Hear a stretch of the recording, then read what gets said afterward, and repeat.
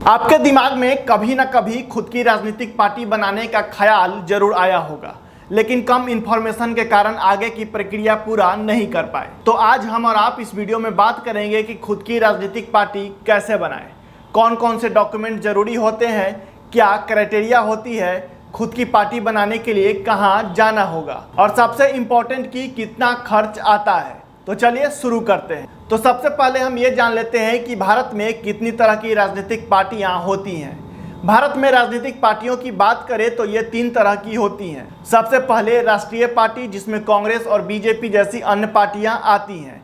फिर होती है राज्य स्तरीय पार्टी, जिसे क्षेत्रीय दल भी कहा जाता है।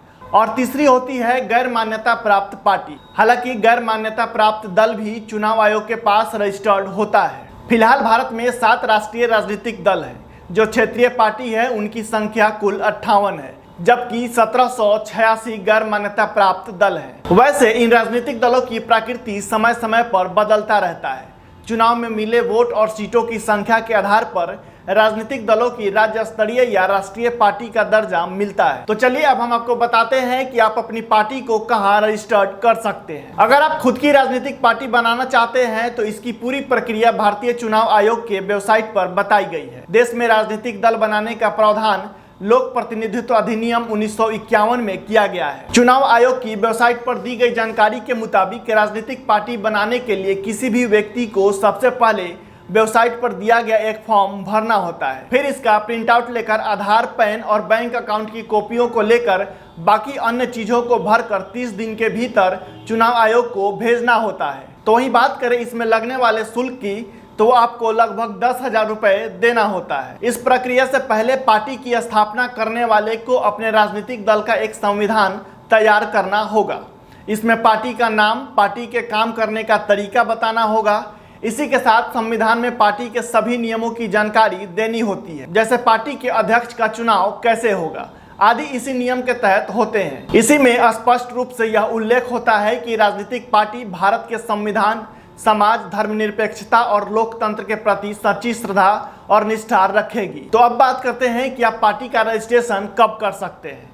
पार्टी का रजिस्ट्रेशन करने के लिए कम से कम आपके पास 100 सदस्यों की संख्या होनी चाहिए। इसके साथ ही पार्टी बनाने से पहले ही अध्यक्ष आदि अहम पदाधिकारी, कार्यकारी समिति और कार्य परिषद की जानकारी देनी होती है। संविधान की प्रति पर भी इस पार्टी के अध्यक्ष का हस्ताक्षर और मुहर लगाना होता है।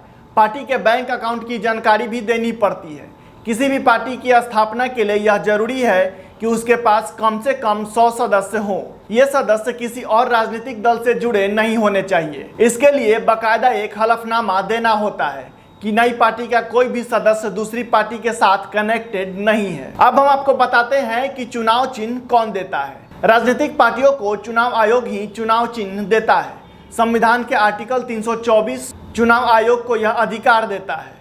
चुनाव आयोग के पास 2 तरह की सूची होती है। एक सूची में ऐसे चुनाव चिन्ह होते हैं जो पिछले सालों में आवंटित किए जा चुके हैं, और दूसरे सूची में 100-125 ऐसे चुनाव चिन्ह होते हैं जो अभी तक किसी भी दल को आवंटित नहीं किया गया है। इन्हीं में से कोई एक चुनाव चिन्ह नई पार्टी को आवंटित किया जाता है। अगर कोई राजनीतिक दल अपने पसंद का चुनाव चिन्ह चाहता है और वो अवेलेबल है तो उसे आवंटित किया जा सकता है। अब हम आपको बताते हैं कि आपको किस तरह का चुनाव चिन्ह नहीं मिल सकता। यहाँ यह भी जान लेना जरूरी होगा कि किसी राष्ट्रीय दल के आवंटित चुनाव चिन्ह पर ही पूरे देश में उसकी प्रत्याशी चुनाव लड़ते हैं। इसलिए चुनाव से पहले पार्टी को अपने उम्मीदवारों की टिकट देती है, जिस पर उसके चुनाव चिन्ह का इस्तेमाल करने की अनुमति होती है। इसलिए भाजपा, कांग्रेस, राष्ट्रवादी कांग्रेस पार्टी समेत 7 राष्ट्रीय राजनीतिक दलों के चुनाव चिन्ह रिजर्व कैटेगरी में आते हैं। इसका इस्तेमाल किसी और को करने की अनुमति नहीं होती है। इस तरह से अगर कोई क्षेत्रीय दल है तो वह पूरे राज्य में उसकी प्रत्याशी उसी के चुनाव चिन्ह का इस्तेमाल करेंगे।